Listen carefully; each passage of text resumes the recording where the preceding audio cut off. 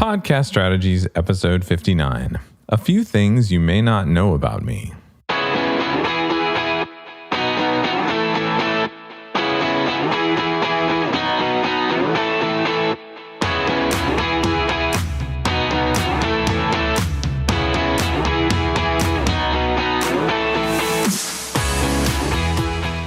Thanks for joining me again this week on the podcast.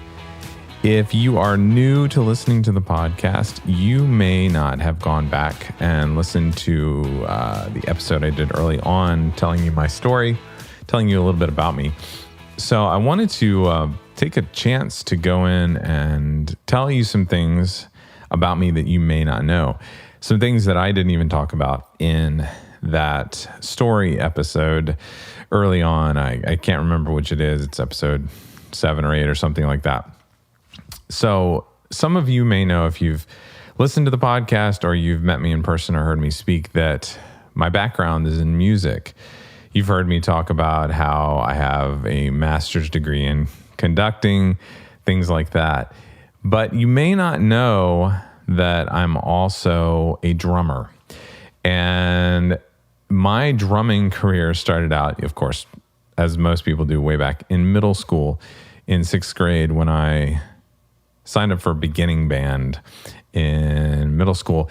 And as most band directors do at that stage, they do basically like an aptitude test where they teach you how to play an instrument and they put you on it. And they see if you can make a sound or what quality of sound it is to find out if you have natural talent or not. And they gave us scores. And I remember scoring very highly on several instruments. I scored highly on the tuba. I scored highly on the trumpet, I think. They were all brass instruments. And so, of course, the band director assigned me to tuba or something like that because I was a big guy even back then. And I was mortified. I'd always wanted to play drums. It was like my dream to play drums. And I guess asked my mother, probably forced her, there were probably tears involved, to call the band director, Mr. Ray, and plead with him to put me on drums. And of course, to me, it was a huge deal. I thought, my life was ruined. I was never going to be able to play drums, things like that, not thinking that, I could go learn and play drums if I wanted to on the side, whatever. And it was probably, a really funny conversation. He probably didn't care at all and was like, sure, we'll put you on drums or whatever. But he moved me over to drums, and that started, 30-some years now of me playing the drums, playing in bands. And I actually ended up, when I went to college, majoring in percussion for a little while. But a lot of people, they've heard me talk about, I have a master's degree in conducting, specifically choral conducting. Well, what you may not know is that I didn't really start singing seriously until 9th grade. I sang in church choir, but I was fully committed to being a drummer, to being a percussionist. I was, did pretty well at it, took lessons, and I was one of the better percussionists in the band in middle school, and was certainly capable when I got to high school. And in the spring of my freshman year of high school, I decided that I wanted to audition for the musical that, of course, most high schools do in the spring, because I loved music theater. I listened to a lot of music theater. So I auditioned for the musical, which that year was Joseph and the Amazing Technicolor Dreamcoat by Andrew Lloyd Weber. And I remember going into the audition and singing. And of course, I had a pretty good voice. I sang in, like I said, in church choir and stuff like that. And I remember the choral director, who was also going to be music director for the musical, saying to me after hearing me with wide eyes, and I'm not saying this to sound egotistical or arrogant, but she said, "Why are you not in my chorus?"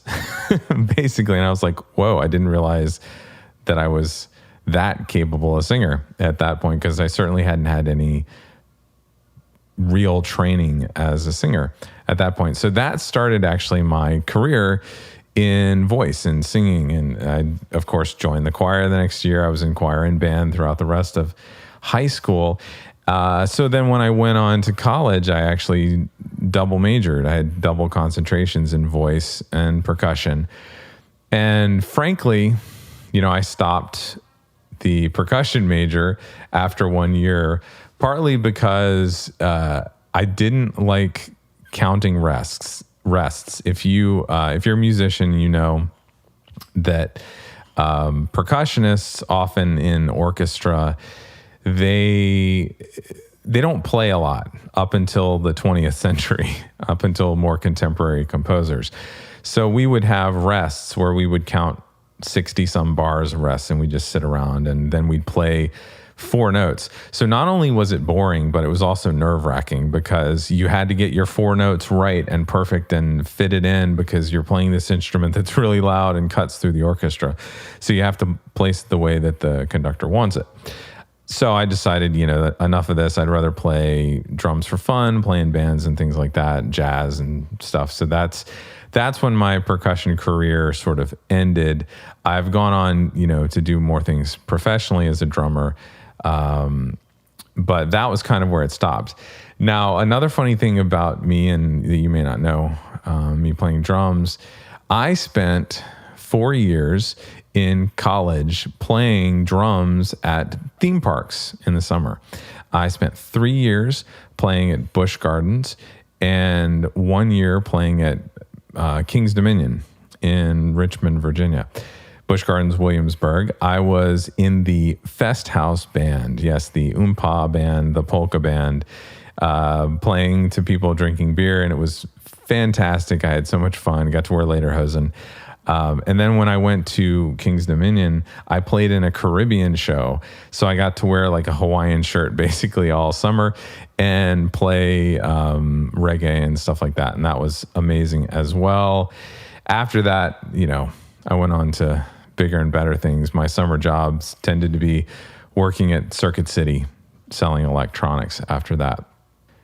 So you may have also heard me talk before about after that in music. I of course, got a master's degree in conducting. I started working for a couple of arts nonprofits at the Kennedy Center and the National Cathedral in Washington, D.C., and had a blast.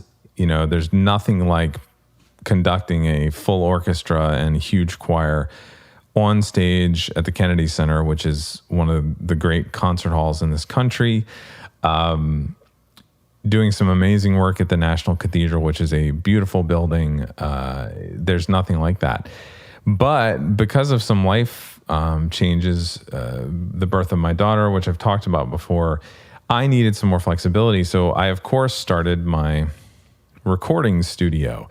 And the niche that maybe I haven't talked about as much that I started out in was pop a cappella. So if you're familiar with the Pitch Perfect movies, if you're familiar with groups like Pentatonics, that was my job for about 10 years, up until a few years ago.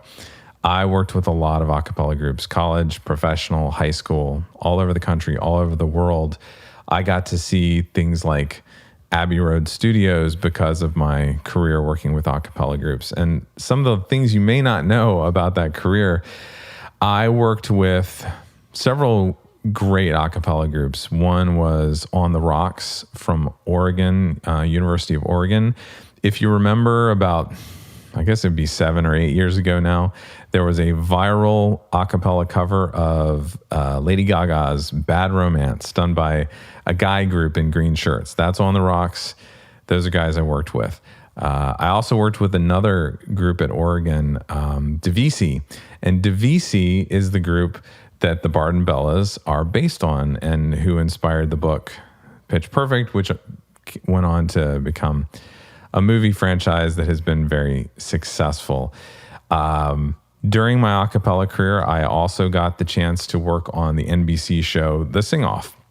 I worked on several iterations of it. The season that Pentatonics was on, the season that Street Corner Symphony was on. I also got to work on several different country versions of, not country as in country music, but international versions. I worked on, if I remember now, I worked on the French and the Dutch versions of the sing-off. This is years ago. But so I had this whole other career before I got involved in podcasting, which is where I'm now, and I love it. Podcasting to me is amazing. And if you haven't heard me before, the reason I got into podcasting was, to me, it's the form of new media that we need today. It's the chance where people can actually share stories.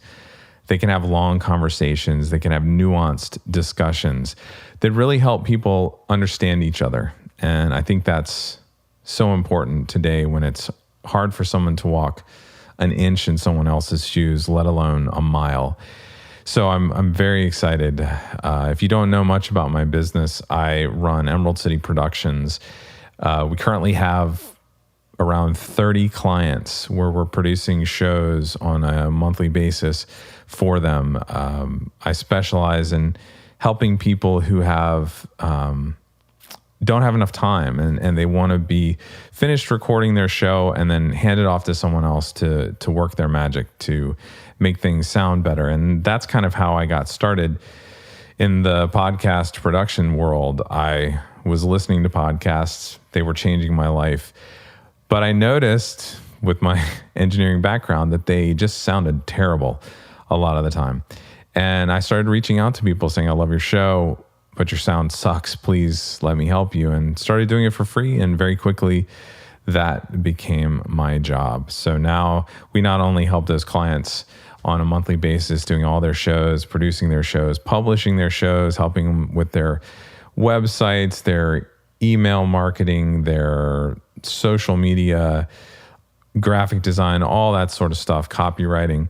But I also help people launch new shows. I help people with their marketing plans and their launch strategies, as well as all the technical setup and the gear and how to use it and how to sound good. And we also go to new clients all the time and help them record their first few episodes to make sure they know how to do it and make sure that it comes out sounding great on the other side. So if you are a podcaster or you're interested in starting a podcast and you feel like I could help you, please reach out. You can contact me at danny@emeraldcitypro.com, and I would be glad to help you, glad to make sure that you get your story, your message, your conversations out into the world so that you can help as many people as possible.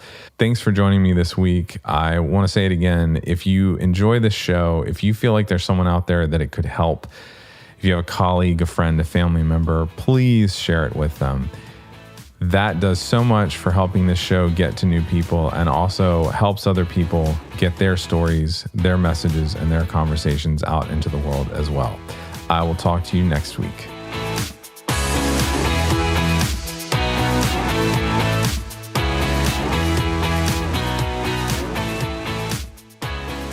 What are you an expert at?